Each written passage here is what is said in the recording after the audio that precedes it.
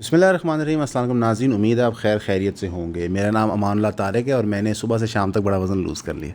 आपने परेशान नहीं होना। अमान भाई की थोड़ी सी तबीयत ख़राब है, उनका गला ख़राब है और बुखार है, उनकी शिफा के लिए दुआ कीजिएगा। तो इसलिए शाम को मैं हुआ हूँ हाज़िर ये क्लिप शूट करने के लिए।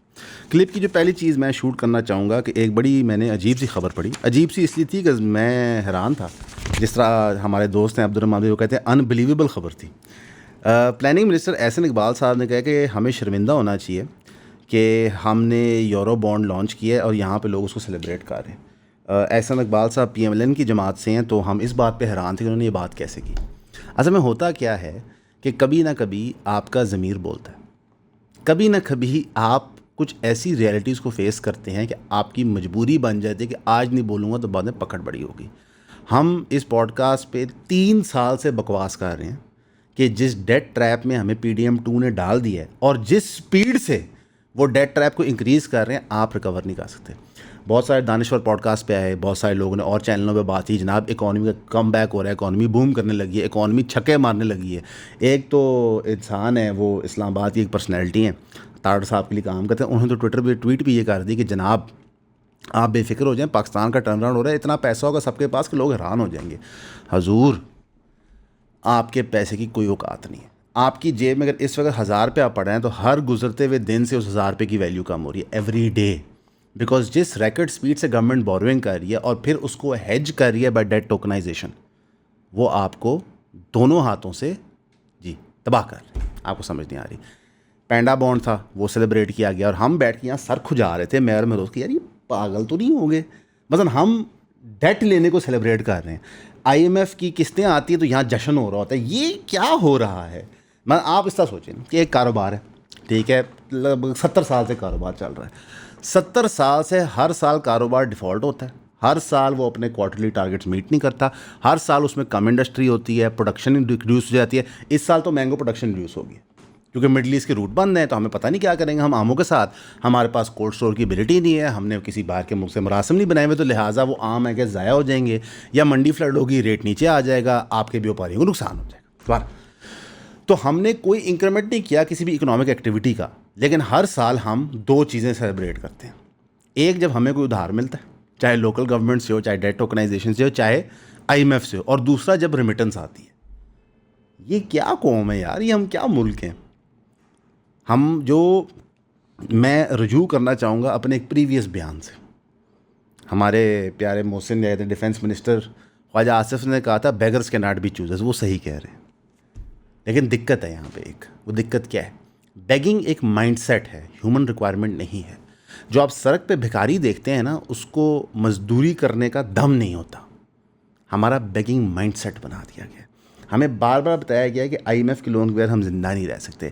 आज एहसन इकबाल साहब ने अपने shackles of a begging mindset को तोड़ते हुए कहा है कि हमें शर्मिंदा होना चाहिए यूरो बॉन्ड पे। मैं सलूट करता हूँ उनकी इस बात को। उन्होंने वो जो एक लोहे की टोपी हमें पहनाई जाती है सर के ऊपर, जिसके बॉन्ड उसको उन्होंने उखाड़ के फेंका और उन्होंने कहा ये हम कर क्या रहे हैं। हमारा हर फाइनेंस मिनिस्टर जो आता था उसका एक ही एजेंडा होता था, मैं कैसे मज़ीद कर्जा ले सकूं ताकि जो एपेटाइट है मेरे मिनिस्टर्स की फॉर ग्रैंड प्रोजेक्ट्स वो पूरी हो सके। ग्रैंड प्रोजेक्ट्स की क्या औकात है आपको अभी बताते हैं। ये सुबह के भी क्लिप में था शामिल, मैं बोल नहीं पाया था, बिजी था, लेकिन अभी बताता हूँ। सिटीज़ के ये 7 है, K4 नहीं, K4 नहीं है। आपने जो नंबर लिखा हुआ है वो डैश और V 1 और V है। तो ये K4 नहीं लिखा हुआ, आपने देख लीजिए। के ये आपने लिखा हुआ है, देखें के, ये 4 है। अच्छा, हाँ तो चाहता हूँ, मेरी रोमन इतनी अच्छी नहीं है। बात सिटी का जो K4 प्रोजेक्ट्स है वो अब 2029 पे चला गया। ये प्रोजेक्ट इनिशली तस्कील दिया गया था 25 अरब का, अब ये 224 अरब का है। ये वो प्रोजेक्ट्स हैं जिसके लिए लोन लिए जाते हैं और ये बनते नहीं हैं, इनका फ़ायदा भी नहीं होता। ये बना के ख्याल आता है कि ओहो ये तो प्रॉब्लम होगी।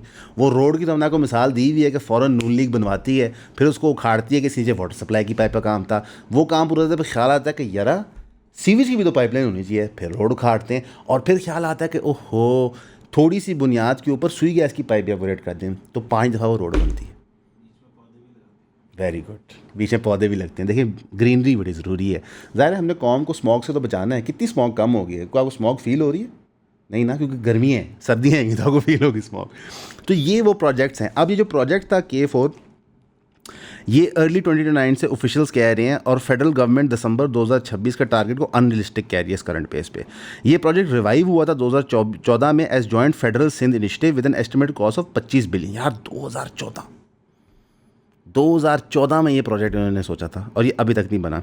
सिटी की रिक्वायरमेंट है, कराची सिटी की बात कर रहा हूँ, 1.2 gallons per day, billion gallons per day की।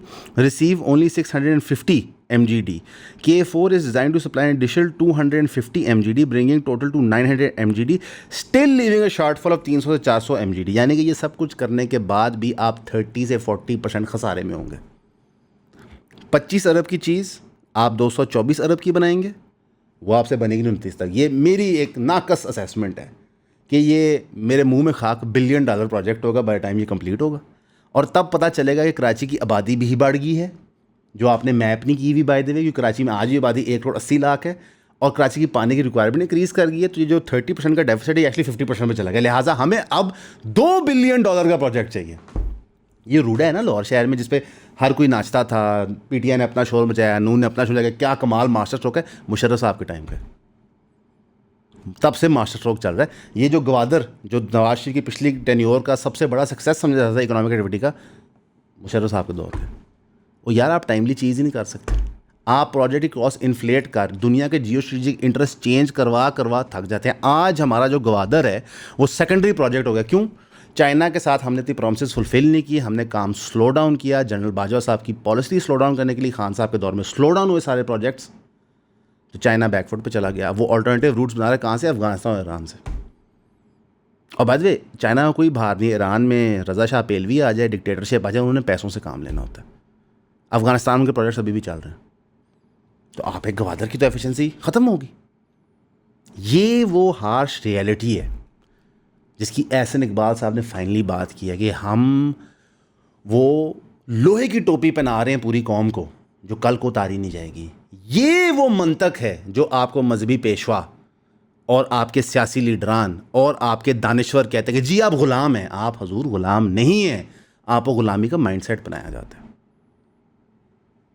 एक्चुअल ग़ुलाम हज़रत मोहम्मद सल्लल्लाहु अलैहि वसल्लम के आने पे जो एक्चुअल ग़ुलाम थे, जो मलकियत थे उस दौरे कानून में किसी इंसान की, उन्होंने बगावत की, उनको टॉर्चर किया गया मक्का में, वो शहीद हुए। हमें तो सिर्फ अभी एक मेंटल ग़ुलाम बनाया गया है, एक्चुअल ग़ुलाम नहीं बनाया गया। तो हमारा रिएक्शन और एटीट्यूड देखें। और मैं उसकी छोटी सी मिसाल देता हूँ। मार्केट टाइम रिस्ट्रिक्शंस दोबारा आ गई हैं। ये कल हमें पता चला। कैसे पता चला? शाम 8 बजे मैंने अब्दुर्रहमान भाई को रिक्वेस्ट किया कि जाके मेरी ग्लासेस पिक कर लें ऑप्टिका, इधर करीब से ही, मैंने लाइव में जाना है। उन्होंने कहा ठीक है। उन्होंने दफ्तर की मोटरसाइकिल किक मारी, चले गए लिबर्टी चौक। वहाँ से मुझे फ़ोन आ गया कि भाई दुकान तो बंद है, रिस्ट्रिक्शंस लग चुकी है। मैं कहा ओहो। फिर हमने उनसे रिक्वेस्ट की, तरले कि यार हम 8:05 से पहुँचे, तो क्योंकि ग्लासेस वर पेड फॉर, वो बैग में से उन्होंने बैग उठा के बाहर दे दिया, तो वो लेके चले गए। तो ये तो भेड़ बकरियों वाले कानून है ना कि अच्छा जी शाम हो गई है, जितने जानवर हैं उनको पिंजरों में डाल दो। सारे जानवर चले गए। और कभी कभी एक आधा जानवर को भज दौड़ करता है तो पीरा फोर्स पकड़ लेती है। मेरा मतलब कि शेपर्ड पकड़ लेता है, ठीक है, वापस डाल देता है। ये हमारी माशरत है और हमें बताया जाता है कि ये हमारी बेहतरी के लिए। देखें आपके बिजली के बहरान को ये हेल्प करता है। ईद पे लोड शेडिंग हुई है, कभी नहीं हुई थी। ईद पे लोड शेडिंग हुई है, पहले दिन भी हुई है, दूसरे दिन भी हुई है। और हजूर मुआहदे बनाए IPP के आप, अरबों डॉलर कमाएं आप, सोलर पैनल के मुआहदे बनाएं आप, अरबों डॉलर कमाएं आप, खमियाजा कौम भुगते। ये क्या है? आपकी जो मंतक है ये क्या है? मैं वैसे कभी कभी विश करता हूँ, निजी तौर पर बात है, काश कोई नून लीग वाला हमारी पॉडकास्ट पे आ जाए। लेकिन जो इन्होंने इकॉनमी का दुर्गस बना दिया ना, अब हम दुआ करते हैं नहीं आए, क्योंकि वो आएगा हमको सवाल पूछेंगे, वो उसका जवाब नहीं दे पाएंगे, तनाव बन जाएगा, मुकदमा हो जाएगा तो उठा लिए जाएंगे, फिर बेल करानी पड़ेगी। ये तो हो चुका है, ये हुआ नहीं भी हमारे भाई साहब के साथ। ओह चलें अब आ जाए नून लीग वाले, आ जाओ। ये कोई पर्सनल नहीं है, हमें नून लीग से नफ़रत नहीं है, PTI से नफ़रत नहीं है, फ़ौज से नफ़रत नहीं है, हमें नफ़रत है इस पॉलिसी से। हमें नफ़रत है इस सोच, फ़लसफ़े और मंतक से जो आप स्कूलों, कॉलेजों, मदरसों, सड़कों, मीडिया चैनलों पे लोगों को दे रहे हैं। मतलब हमारे मुल्क में दो ही मुद्दे होते हैं, लोन आ गया कि नहीं, और दूसरा कि फ़िज़ा अली साहिबा अपनी शादी कैसे सेलिब्रेट कर रही हैं। यार सीनियर सहाफ़ी टीवी चैनलों में बैठ के बात कर रहे हैं कि ये कुमार सानू के कॉन्सर्ट में क्यों गई। जय भाई, क्या फ़र्क पड़ता है? जब आपने इंडिया के जहाज़ गिरा दिए हैं तो चंगा है उनके कॉन्सर्ट में चले जाओ यार, हम सीना ठोक के तो वहाँ कम से कम जा सकते हैं। हालांकि मैं इतफाक़ नहीं करता पब्लिक डिस्प्लेज ऑफ अफेक्शंस के साथ, ये एक निजी मामला करना चाहिए और इस पर हम बहस भी नहीं करते, लेकिन ये क्रिटिकल इशू नहीं है हमारी कौम का। ना ही हमारी कौम में क्रिटिकल इशू है जो मिस्टर पतलू और पीटीआई की लड़ाई हो रही है। मसलन आप टिकटॉक नहीं खोल सकते इस वक्त कि आपको गंजे इमरान खान या गंजे मिस्टर पतलू ना नज़र आ जाए, इतना गंद है। और यही मिस्टर पतलू को इस्तेमाल करके रेहान तारिक साहब व्यूज़ लेते हैं, कई और एंकर्स ने व्यूज़ लिए। बल्कि मैं तो समझता हूँ कि जो रेहान तारिक साहब का पहला मेजर इंटरव्यू था जो वायरल हुआ था वो मिस्टर पतलू का था। अस्सलाम वालेकुम, उम्मीद है कि आप खैरियत से होंगे। बाहर बड़ी शदीद तूफ़ान भी आया हुआ है, यालाबारी भी हो रही है, तो वो ऐसे एक बाहर बड़ा ना ऐसे एक खौफनाक सा माहौल बना हुआ है, तो ख्याल आया जॉर्ज ऑरवेल और उसके नावल 1984 या 1984 का। जाहिर बात है आप लोग कान पक चुके हैं, ये मैं सुना चुका हूँ कितनी बार उसी एक ऐड के अंदर, लेकिन मकसद भी समझने की कोशिश करें कि जॉर्ज ऑरवेल कौन थे और ये 1984 का नावल उनका इतना क्यों अहम है, और ख़ास तौर पे आज के हाइपर सर्वेलेंस के दौर में जब सरकारें प्रैक्टिकली हर फैसेट इंसानों की प्राइवेट लाइफ का उसका हिस्सा बन चुकी हैं। इस तरह के दीगर जो बड़े पेचीदा मसाइल होते हैं इंसानों के और माश के और सियासियात के, उनको हम डिस्कस करते हैं किताबों के तनाजुर में, आला फिल्मों के तनाजुर में और उस मुख्तलिफ म्यूज़िक और आर्ट लिटरेचर के कॉन्टेक्स्ट के अंदर। तो आप ऐसी कम्युनिटी का हिस्सा बन सकते हैं अगर आप इयॉन मैट्रिक्स की वेबसाइट पर जाके हमारा बुक क्लब द क्लब उसकी मेंबरशिप परचेज कर लें। तो इंशाअल्लाह ताला I will see you there.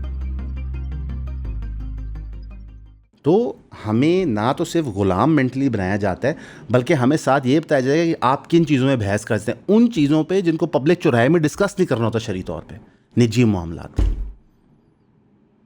ये हमारा इल्मी लेवल है। और हमारे उलमा का क्या लेवल है मैं आपको बताता हूँ। हमारे मुल्क में इस वक्त सबसे बड़ी दीनी बहस क्या है, कोई बता सकता है? बच्चा बताए, मैं इनाम दूंगा। वीडियो पॉज करें और सोचें और कमेंट सेक्शन में लिखें। नहीं पता आपको? सबसे बड़ा प्रॉब्लम ये है कि मुफ्ती समर अब्बास साहब जो हैं उन्होंने ब्लास्फेमी कमिट की है कि नहीं। वो एक बरेलवी आलिम है, दर्स देते हैं। उन्होंने एक ऐसी बात कर दी जिसके तहत ब्लास्फेमी का शक पड़ता है, जिसके ऊपर बहुत सारे लोगों ने कहा, इंजीनियर मुतल्ली मिर्ज़ा ने कहा कि जिस कानून को आप दिफा करते हैं उसके तहत आपने ब्लास्फेमी किया। हालांकि मैं नहीं चाहता आप पे ब्लास्फेमी का केस बने, लेकिन मैं आपको दिखाना चाहता हूँ कि वो कानून जो आपने बनाया उसमें एक इनहेरेंट प्रॉब्लम है। ये सबसे बड़ा आपका इशू चल रहा है। गज़ा नहीं, ईरान नहीं, मुसलमानों का लबनान में कत्लेआम नहीं, मुसलमान बच्चियों का अफ़गानिस्तान में जो प्रॉब्लम है वो नहीं, जो वीगर मुस्लिम हैं चाइना में वो नहीं, जो इंडिया के अंदर मुसलमानों के साथ जुल्म हो रहा है वो नहीं, जो पाकिस्तान के अंदर गरीब मुसलमान रह रहे हैं वो जुल्म नहीं। सबसे बड़ा इशू ये है। हम ऐਵੇਂ नहीं पिटते कि हमारा काम है आपको डिप्रेशन देना।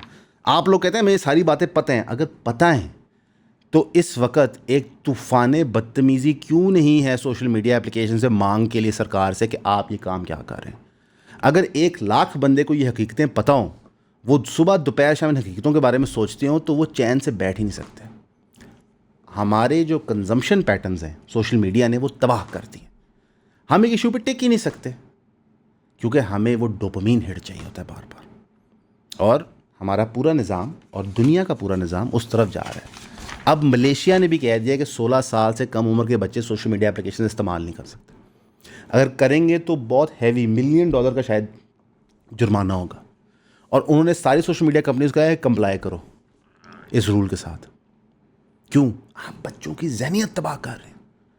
हम बच्चों को क्लास पढ़ाते हैं, हमारी बहन हैं वो पढ़ाती हैं, हम पढ़ाते हैं 8 साल 10 साल 12 साल के बच्चे। यार आप बच्चे मिलते साथ एक को पता चल जाता है कि इसका इंटरनेट स्क्रीन टाइम बहुत ज़्यादा है। वो एक जुमला नहीं पूरा कर सकता बिकॉज वो एक जुमले के अंदर 4 बातें करेगा, 4 डिफरेंट डायरेक्शंस में आपको लेके जाएगा। यार आपको खौफ आता है, दुख होता है, दर्द होता है आपको। आपके अडल्ट्स ऐसे हैं, कितने आपके बड़े हैं बुज़ुर्ग जो आपसे बात करते हुए ऐसे फ़ोन देख रहे हैं, अच्छा जी हाँ अच्छा ठीक बेहतर हो गया। ये इतनी बड़ी इंसल्ट है। अच्छा, मैं किसी से बात कर रहा हूँ, फ़ोन अपना साथ इस्तेमाल करें, मैं चुप हो जाता हूँ, और मैं तब तक चुप रहते तो वो बोलते जी क्या हुआ। मैं कहा जी आप फ़ोन इस्तेमाल कर लें पहले, फिर हम बात कर लेते हैं। हमने बुनियादी तौर पे अपने आप को तबाही के ऐसे नहज पहुंचा दिया है कि आज सन 2026 में गवर्नमेंट ने इन्फोर्स किया है disclosure rules for foreign nationality of civil servants. Quaid Azam ने मुल्क 47 में बनाया था। आज जाके हमें ख्याल आया कि जितने हमारे पाकिस्तानी हैं ना सिविल सर्विस में, जो कौम की खिदमत कर रहे हैं, कौम के लिए जान दे रहे हैं, कौम का सेंसिटिव डाटा हैंडल कर रहे हैं, कौम की पॉलिसियाँ बना रहे हैं, कौम के मिनिस्टरों से मिल रहे हैं, उनको ड्यूल नेशनैलिटी डिक्लेयर करनी चाहिए। इलीगल नहीं है, उन्हें डिक्लेयर करनी चाहिए। बंदा सोचता है कि अल्लाह के बंदे, तुमने बकौल तुम्हारे कम तनख्वाह के लिए सिविल सर्विस में, ज़ाहिर है सिविल सर्विस में वो तनख्वाह तो नहीं होती, वो तो करप्शन से पूरे आप करते हैं ना, उसके लिए तुम गए तो तुम तो बहुत मुहिब्बे वतन क्रेजी पाकिस्तानी हो गए। जिस तरह बॉर्डर पे सिपाही होता है, ठीक है, वो मुहिब्बे वतन होता है, वो कम तनख्वाह के लिए जान के नजराने पेश करता है। तो तुमने आज तक ये डिक्लेयर नहीं किया कि तुम फॉरेन नेशनल हो कि नहीं, और आप 2 कश्तियों में कैसे सवार हो सकते हैं। लेकिन ये उन्होंने कहाँ से सीखा, महरोज़ भाई हैं, कहाँ से सीखा इन ब्यूरोक्रेट्स ने ये काम? हमारे सियासतदानों से, हमारे रिटायर्ड जजेस से, हमारे रिटायर्ड मिलिट्री ऑफिशियल से, हमारे बड़े बड़े कारोबारियों से। होता क्या है कि ताकतवर बंदे को देखना हर कोई उसकी नकल करता है। मिसाल के तौर पे वसीम अकरम ने सही कहा था कि इमरान खान साहब लंबे बाल रखते थे, हम लंबे बाल रख लेते थे, खान साहब छोटे रहते हम छोटे करते। तो जिससे आप इंप्रेस्ड होते हो आप उसको कॉपी करते हो।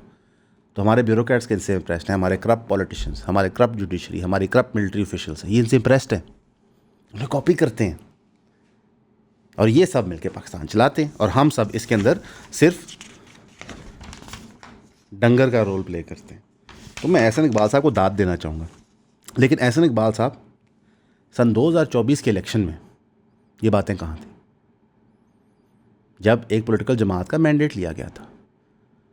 जो इखलाकी जुर्रत आपने अभी दिखाई है, ये आप पॉलिसी थ्रू आउट रखें। हम ये PTI वालों को भी कहते हैं कि आज आपको मिलिट्री की इंटरफेरेंस नज़र आ रही है। सन 2018 से पहले जो प्री पोल रिगिंग थी, जो तरीन साहब का जहाज़ था, वो नज़र नहीं आया। जो आप ओपनली इमरान खान साहब ने कहा था, मंसूर अली खान साहब का इंटरव्यू था कि बिल्कुल फ़ौज मेरी फ़ोन कॉल सुने, मुझे कोई मसला नहीं है इस चीज़ से। बिल्कुल मसला है सर, मुझे मसला है, आपको नहीं सर, मुझे प्रॉब्लम है। क्यों कोई किसी की प्राइवेट चैट्स पढ़े? You think someone is anti national, आप कोर्ट में जाएं, you get a court order, फिर आप सुने। आप नहीं झांक सकते लोगों की चार दीवारी में। ये मोबाइल फ़ोन चार दीवारी है, ये सब पर्सनल।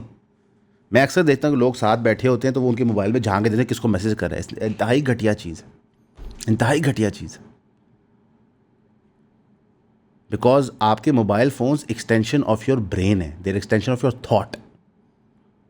पब्लिक होगी है, और उसकी बुनियाद पे आप लोगों को जज करते हैं और लिटिगेट करते हैं।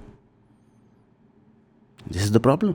तो हम एक बिग ब्रदर स्टेट में रहते हैं जहाँ पे साकिब चद्दर साहब और जो उनकी दोस्त थी मोमना साहिबा, वो आपका क्रिटिकल इशू बन गया। अब ECP के अंदर एप्लीकेशन फ़ाइल हुई है asset records for MPA Saqib Chaddar. Application file by advocate Asif Mahmood है। अब मेरा ये सवाल बनता है कि साकिब चद्दर साहब MP हैं, किसी को पहले नहीं ख्याल आया कि एक बंदा जिस पे गुर्दों का केस बना हुआ था, ECP को ख्याल नहीं है, सिकंदर साहब को ख्याल नहीं है कि सर इस पे तो पूरे आर्टिकल हैं, वीडियोस मौजूद हैं, तो कौन है? PTI को ख्याल नहीं है जब इस बंदे को नॉमिनेट कर रहे थे या जमात में शामिल कर रहे थे। मिसाल के तौर पर मैं आपको बताता हूँ कि साकिब चद्दर साहब इलीगल गुर्दे कारोबार में पकड़े गए, क्या आप उस बंदे को घर चाय के लिए बुलाएंगे? आपने जमात में शामिल कर लिया, आपने उस बंदे को नुमाइंदा बना दिया, आपने दिलों पे हाथ रखे। आपको पता हो एक बंदा जानी है, एक बंदा शराबी है, एक बंदा चोरी करता है, एक बंदे ने कत्ल करवाए हुए हैं, आप उसको घर बुलाएंगे? नहीं। ये वैसे बात 25-30 साल पहले सच थी, आज आप बुलाएंगे क्यों? अगर उसके पास पैसे हैं। साकिब चद्दर साहब ने अपनी गाड़ियाँ दिखाई, अपना रहन सहन दिखाया, उनको हर किसी ने बुलाया, उनको हर किसी ने जमात में एंटरटेन किया, उनको हर किसी ने प्राइवेट महफिलों में एंटरटेन किया। तो आपका जो अगर आज का बच्चा है वो अगर कहता है कि अबू पैसा ही कमाना है, मोरालिटी कुछ नहीं है, तो आप क्यों हैरान हो रहे हैं? और यही फ़लसफ़ा दुनिया में भी सच है। इसराइल ने पूरे मिडल ईस्ट को तबाह बर्बाद कर दिया है, अमेरिका की साख वहाँ तबाह कर दी है, लोगों की जानें मिलियंस की तादाद से वनरेबल कर दी हैं। उन्होंने कनेसेट जो उनका पार्लियामेंट है उसमें ईसाई पादरियों और फीमेल मिनिस्टर्स को बुलाया दुनिया भर से, जिन्होंने वहाँ रो रो के तकरीरें की हैं और दुआएं मांगी हैं कि जनाब हमारे मुल्कों को माफ़ कर दे, हमारे लोगों को माफ़ कर दे जिन्होंने इसराइल का साथ नहीं लिया। वहाँ जर्मनी से लोग आए हुए थे, वहाँ यूके से आए हुए थे, साउथ कोरिया से मिनिस्टर आए हुए थे, और ये दुनिया भर में उन्होंने तमाशा दिखाया क्योंकि पैसा है। यूएई मुसलमानों का कत्लेआम में शामिल है। उन्होंने मुसलमान मुल्कों के, आप समझें, अगर हम इसराइल की बात करें ना, जब से वो वजूद में आया है, मिलियंस ऑफ मुस्लिम्स की डेथ की वजह वो बना है। उसने पार्टिसिपेट किया उसके अंदर, उसको पनाह दी हुई अपने मुल्क में, उसके साथ जॉइंट डिफेंस एग्रीमेंट्स किए हुए। क्यों? पैसे। और हज़रत मोहम्मद सल्लल्लाहु अलैहि वसल्लम ने कहा था कि मेरी उम्मत का फितना दौलत, शोहरत और औरत होगा। यही वो चीज़ें जिसमें वो फंसाते हैं। यहाँ पे हमारे मुल्क में डिबेट होती है जी यहाँ नोबेल पीस प्राइज़ क्यों नहीं जीते जाते। किसने बनाया नोबेल पीस प्राइज़? किस मकसद के लिए बनाया नोबेल पीस प्राइज़? किन अलूम के लिए मिलता है नोबेल पीस प्राइज़?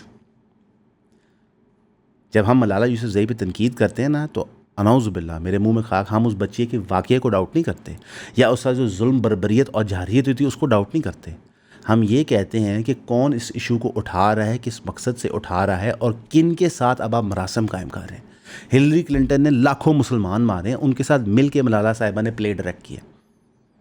एक खातून जिसके हाथ से मुसलमानों का खून है, उसके हाथ में हाथ डाल के आपने ड्रामा किया। हम ये बात करते हैं। आज नरेंद्र मोदी जिस हिंदुत्वा के सर पे खड़ा हुआ है, वो 100 साल आरएसएस की काविश से बनी है। असदुद्दीन अवैसी जो इंडिया का मुसलमान एमपी है, जो फुदक फुदक के बात करता है कि पाकिस्तान के ख़िलाफ़, उसको एहसास होना चाहिए कि जिस मुल्क में वो रहता है वहाँ पे मुसलमानों को शूदर से भी बुरा ट्रीट किया जा रहा है। आप कोई भी ट्विटर फीड उठा के देख लें, उनके मेन स्ट्रीम चैनल, उनके इंडिपेंडेंट जर्नलिस्ट रोज़ की बुनियाद पे मुसलमानों की लिंचिंग दिखाते हैं। रोज़ की बुनियाद पे लाखों इंसिडेंट्स आपको मिलते हैं। तो इन लोगों से आप मुआहदे वायदे वहीद कर रहे होते हैं। अभी आपकी मिनिस्टर साहिबा थी जो ईमान मज़ारी साहिबा की वालदा शीरीन मज़ारी साहिबा, उन्होंने इंटरव्यू दिया था किसी को, तो उन्होंने कहा था मेरा फवाद चौधरी का बड़ा इख्तलाफ था इस बात के ऊपर कि इंडिया की पॉलिसी क्या होती है। फवाद चौधरी जनरल बाजवा के तरह इंडिया के साथ अच्छे मरासम चाहता था। हमारी पूरी हिस्ट्री में अगर कोई वक्त था ना जब इंडिया से अच्छे मरासम नहीं होने चाहिए, तो वो बीजेपी का वक्त था, मोदी का वक्त था। जो international terrorist, the butcher of Gujarat था, वो प्राइम मिनिस्टर था। तो आप सोच भी कैसे सकते हैं। लेकिन इसी नरेंद्र मोदी को नवाज़ शरीफ की शादी में आने का नवाज़ शरीफ की मरीम साहिबा की बेटी की शादी पे आने का ज़र्फ है जी। यार छोड़ दें ये बातें जो आपको ये बताते हैं ना, रियल पॉलिटिक, कि we have to critically observe things. अगर हम लोगों की डिमांड्स नहीं मानेंगे तो हमारे मुल्क तबाह कर देंगे, और ये मुल्क रहने के काबिल है। अभी गालबन 24 घंटे पहले जो दोस्त फेरी मेडोज़ गए हुए हैं, सलमान साहब फेरी मेडोज़ गए, मैं गया हूँ, आप गए हुए? मैं गया हूँ। 2-2.5 घंटे का ना एक जीप ट्रैक है जो फेरी मेडोज़ को जाती है, ठीक है, और वो आप समझो दुनिया का मोस्ट डेंजरस रूट है। वहाँ पे 7 लोग जहाँ बाग हो गए हैं क्योंकि जो जीप थी उसकी ब्रेक फेल कर गई। फेरी मेडोज़ एक इंटरनेशनल टूरिस्ट डेस्टिनेशन है। आप उस रोड को आज तक सही नहीं कर पाए, आप आज तक उस पर गार्ड रेल नहीं लगा सके। आज तक जीबी में किसी मिनिस्टर ने या किसी पॉलिटिशियन ने ये वादा भी नहीं किया। मसलन यहाँ पे सब टूरिज़म करते हैं, जो पाकिस्तान की सबसे बड़ी टूरिज़म डेस्टिनेशंस हो सकती हैं, वहाँ पे आप क्या करें? कुछ भी नहीं। 7 लोगों की जानें चली गई हैं। आप तसव्वुर कर सकते हैं, आप सारे हॉलीडेज़ पे गए हुए हैं, आप ये तसव्वुर कर सकते हैं कि वहाँ जान चली जाए 7 लोगों की, ड्राइवर समेत। और 11 बजे करीब वकूआ हुआ है, दोपहर तक नहीं पता चला वो जीप गिरी है। पता कैसे चला? कि जब जीप वहाँ से निकली थी उसने फ़ोन किया था, वो कोई डेस्टिनेशन में पहुँची नहीं, फिर उनको ढूंढ लेंगे। और जब तक ये ख़बर मैं आपको बता रहा हूँ तो गालबन शायद 7 में से 5 बॉडियाँ सिर्फ रिकवर हुई हैं। तो ये कौन सी जन्नत है जहाँ हम रह रहे हैं, जहाँ बिजली भी महंगी, पानी भी महंगा, हर चीज़ पे टैक्स, जीएसटी भी इंक्रीज़ हो रही है। अब तो जानवरों की पोठियों में भी टैक्स लग गया, गोबर टैक्स, ठीक है। तो हम कौन सा जन्नत मान के दुनिया की बातें मान के हमने वॉर ऑन टेरर में पार्टिसिपेट क्यों किया? आप लोग बताएं। अमेरिका की खुशनुदी के लिए, पैसों के लिए? क्या हासिल हुआ हमें उसमें? वो अफ़गानिस्तान जो वॉर ऑन टेरर से पहले हमारे साथ ऐसे था, सेम पेज पे, ठीक है, सेम पेज पे था। आज वो दहशतगर्दों को पनाह दे के हमारे पे बम गिरवा रहा है। हज़ारों की तादाद से मुसलमान शहीद हो गए पाकिस्तान में। ये नतीजा है वॉरंट टेरर का। और जी हम ना करते तो अमेरिका हमें तबाह कर देता, तो हम बच कौन सा गए हैं? अगर आपको लगता है कि सन 2026 में आप ही को ज़िंदगी है तो आप पागल हैं भाई। जहाँ पे कोई चीज़ साफ नहीं है। पाकिस्तान एक ओपन एयर प्रिजन की तरह बनता जा रहा है। हमारे सारे मुसलमान मुल्क ओपन एयर प्रिजन की तरह बनते जा रहे हैं। आप सऊदी अरेबिया में प्रिंस के ख़िलाफ़ बात करके दिखाएं, आपको उठा लेंगे। आप यूएई में रॉयल फैमिली के ख़िलाफ़ बात करें, आपको उठा लेंगे। कोई ऐसा मुसलमानों का मुल्क बता दें जहाँ पे आज़ादी राय हो। शाज़ो नाज़र शायद मलेशिया में थोड़ी बहुत होगी, थोड़ी बहुत शायद इंडोनेशिया में हो, बाकी तो कहीं भी नहीं है। तो आपके ऊपर दुनिया तंग की गई है और आपको समझ ही नहीं आ रहा। आप अभी भी रोटी को चुच्ची कह रहे हैं। आप अभी भी इस बात में हमें कन्विंस करेंगे नहीं नहीं नहीं नहीं, अमेरिका मज़हब फाते है। चले, ये तो हमने आपको ब्राउन लोगों के लेंस से समझाया ना। हमारे सेकुलर दोस्तों के लिए हमें बहुत तरीके से समझाते हैं। यूक्रेन, अमेरिका की सारी बातें मानी, न्यूक्लियर वेपन्स गिव अप कर दिए, सब कुछ किया, अमेरिका का सिक्योरिटी नेट में आ गया। यूक्रेन जो दुनिया की ब्रेड बास्केट था, यूक्रेन के लोग जिनका आर्ट, फिल्म, कल्चर, उनके मर्द और औरतें दुनिया भर में जाके नाम रोशन कर रहे थे, जिनके बॉक्सर मशहूर, आज पूरी उस कौम को अमेरिका ने जहन्नम भेज दिया और रशिया के आसरे पे छोड़ दिया। और जो उनका डिक्टेटर है ज़ेलेंस्की, वो ऊपर मसल्लत हुआ है और उनको मरवाई जा रहा है, मरवाई जा रहा है, मरवाई जा रहा है, कोई एंड नहीं है। तो ये नहीं, अमेरिका की खुशनुदी थी ना। साउथ कोरिया, अमेरिका का प्रोजेक्ट है बहुत अच्छा। साउथ कोरिया के अंदर the average person is so in debt कि they can not stop working until they die. उनकी माशरत आपने तबाह कर दी है। वो आपके लिए सिर्फ एक एलीट का सेक्स टूरिज्म हब है। थाईलैंड, वियतनाम देख लें। और कोई मुल्क चाहिए आपको, बता देते हैं हम। जी, यूरोप अमेरिका ने दोबारा रीबिल्ड किया। पूरे का पूरा यूरोप अमेरिका ने बांधा हुआ है और पूरा अमेरिका आया ही यूरोप से, फ्रांस से, यूके से, इटली से, जर्मनी से, आयरलैंड से। तो आप क्या क्या किस अहमकों की जन्नत में रहते हैं यार। आप यूनाइटेड किंगडम चले जाएं, ग्रेट एम्पायर, बड़ी तहजीब वाला मुल्क। लंदन में स्टैब होने के चांस ज़्यादा हैं, आपके घड़ी चोर होने के चांस ज़्यादा हैं बनिस्बत लाहौर शहर के। तो आप वहाँ क्या अचीव कर लेंगे? वहाँ पे अगर आप 1 लाख पाउंड कमाते हैं, 40% टैक्स काट जाता है। चले यूके छोड़ दें, अमेरिका चले जाएं। Homelessness, no health care, no government security coverage देखनी है। हाँ, H1B वीज़ा हो तो वो आके इंडियंस एक्सप्लॉइट करेंगे, वहाँ जॉक तर जॉक भरेंगे। अब जाकर लोगों को ख्याल आ रहा है कि ये तरीके ठीक नहीं। तो अगर ये बातें आपको पता हैं और ये डिप्रेशन का डोज हमारा आपको लगता है अननेसेसरी है, तो फिर आप शोर क्यों नहीं मचाते? क्या बात है, हैं? आप कोशिश क्यों नहीं करते? क्यों? क्योंकि आपको पैसे, दौलत और औरत का पुजारी बना दिया गया। आपको कहा गया यही ज़िंदगी है। सबसे बड़ा आर्ग्यूमेंट जदीद निज़ाम का दिया जाता है कि देखें अब मेडिसिन इतनी तरक्की कर गई है कि लोग 70 साल तक जाते हैं, 80 साल रह के करना क्या है? ये जो 70-75 साल के पाकिस्तान में बाबे फेरे हैं, इन्होंने कीता की है। मेजॉरिटी ने क्या किया है? इन्होंने अचीव क्या किया है? या अमेरिका में जो बेबी बूमर है, इन्होंने किया क्या है? आप ऐसे बता रहे हैं एज इफ कि लंबी जिंदगी, फ्रूटफुल जिंदगी एक ही बात है। नहीं है यार। 40 साल पे जाके आपकी मर्दानगी ख़त्म हो जाती है, आपका वेट बढ़ चुका होता है, आप एक गोडे गिट्टे फाड़े हैं, उसके बाद आप दवाइयों के आसरे पे जी रहे होते हैं। थोड़ी सी दवाई आगे पीछे हो, आपका बीपी ऊपर चला जाता है, शुगर चेंज कर जाता है, आप खाना ठीक नहीं खा सकते, आप कहीं वॉक नहीं कर सकते। दुनिया में, अमेरिका में जितनी ओबेसिटी है शायद कहीं नहीं है। उसका तोड़ ओज़ेम्पिक बनाया, पता चला कि जनाब हड्डियाँ खोखली हो जाती। ओ भाई, 100 साल जिंदा रह क्या होता है? क्या करना है? वो जो बंदा नहीं, नेटफ्लिक्स पे डॉक्यूमेंट्री है, I want to live forever, उसकी क्या ज़िंदगी है यार? इतने बजे उठो, इतने बजे सो, ये खाओ, ये क्रीम लगाओ, यहाँ नहीं जा सकते, वहाँ। और तू जिंदा रह करना की जब तू कर ही कुछ नहीं सकता। मतलब मुझे अक्सर ये बात कही जाती है, मेरे घर वाले भी कहते हैं, दोस्त भी कहते हैं, सिगरेट छोड़ दो मर जाएगा। तू मामे सारी उम्र जीने की गारंटी ली है? सिगरेट बुरी चीज़ है, नहीं पीनी चाहिए, लेकिन ये जो पूरा माइंडसेट बिल्ड किया कि बस prolong your life, prolong, why? मुसलमान का तो अकीदा ये होता है कि ये दुनिया तो ख़त्म हुई, मैं जन्नत जाना है। देखें, जन्नत में आप जो ख्वाहिश करेंगे आपको अल्लाह देगा। हूरें होंगी आपके पास, शहद की नदियाँ होंगी, अल्लाह का दीदार हो इंशाअल्लाह, आज़म वसल्लम का दीदार हो हमें, तो आपको तो लुक फॉरवर्ड करना चाहिए। मिसाल के तौर पे सलमान भाई, ये खामजाद की फ़ाइट आ रही थी, मैं और आप लुक फॉरवर्ड कर रहे थे, कई दिनों से बात कर रहे थे, मैं और आप जन्नत को लुक फॉरवर्ड तो नहीं करते, हम कभी बात तो करते नहीं। हम कहते हैं बस एसी थोड़ा ठंडा हो जाए, हवा ना चले, हम बैडमिंटन खेल सकें। क्यों? वो माइंडसेट। मैं वीडियो के एंड में फिर शुक्र अदा करना चाहूँगा एहसन इकबाल साहब का, जिन्होंने ये जुर्रत दिखाई कि वो माइंडसेट तोड़ा कि ये कर्ज़े लेने पे खुश नहीं होना चाहिए, हमें शर्मिंदा होना चाहिए।